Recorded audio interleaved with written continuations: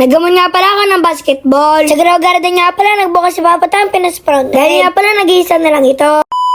Ngayong araw nga pala ay Lunes. Dito nga pala bigla ko napatayo dahil hindi ako ginising ni Papa Tampi. Kaya naman sumilip muna ako sa bintana. Nakita ko nga pala si Papa Tampi sa labas. Papa Tampi, Oh, wala bang basok? wala. Ang lakas ng ulan kanina eh.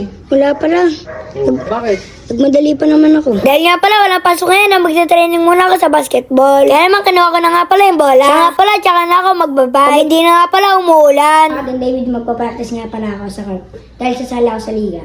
Dito nga pala, bago ako lumabas, ay kinuha ko muna ang pulbo ko sa buhok. Dahil nga pala, kung napapansin nyo, ay bagong gupit ako. Dito nga pala, ang tawag sa gupit ko ay blowout. Pakicomment naman sa ibaba kung bagay sa akin. Dito nga pala, ay lumabas na ako. Pumunta nga pala ako sa salamin. Para nga pala, lagyan ng pulbo ang aking buhok. Tapos nga pala, bigla na lang ako magiging kubi. Dito nga pala, ginugulo-gulo ko. Subalit tayo magulo. Dahil nga pala, sobrang straight ng buhok ko. Dito nga pala, ay okay na siguro yun. Kaya naman lumabas na nga pala ako. Bali nga pala, malapit lang dito ang court. Buti na lamang ay wala naglalaro. Kaya naman nag-warm up muna ako. Para naman ginahan ako. Para nga pala ma-stretch yung aking katawan. Pagkalipas nga pala ng ilang minuto, dumating nga pala si Tampo. Sakto nga pala wala akong kalaban. Dito nga pala inaamon ko si Tampo. Subalit parang ayaw niya. Baka siguro nahiya siya. Dito nga pala napilitan si Tampo. Subalit nga pala hindi siya marunong umagaw. Buti na lamang meron ditong isang basketball player. Dito nga pala inaamon ko rin siya. Para naman meron akong kalaro. Dito nga pala medyo nahiya pa siya. Pagkalipas nga pala ng ilang minuto ay hindi na. Dito nga pala tinuruan na lang ako. Dahil nga pala imposible ko siyang matalo. Kaya naman maraming salamat. Dito nga pala sa nakikita nyo, hindi pa ako masyadong magaling. Kaya nga pala ako nagpa-practice. Kasi nga pala sasali ako sa liga. Dito nga pala umuwi na kami. Dahil nga pala namiss namin mag-Grow Garden. Dito nga pala pumasok na si Papa Tampi sa kanyang private server. Meron nga pala siya nakita nakapasok dito.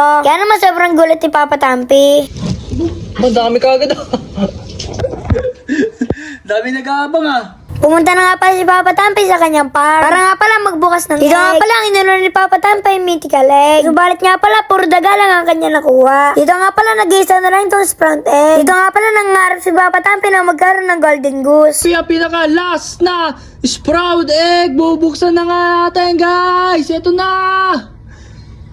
Ay, ano yan? Ano yan? Akala ko akin. Si Don David pa yun guys.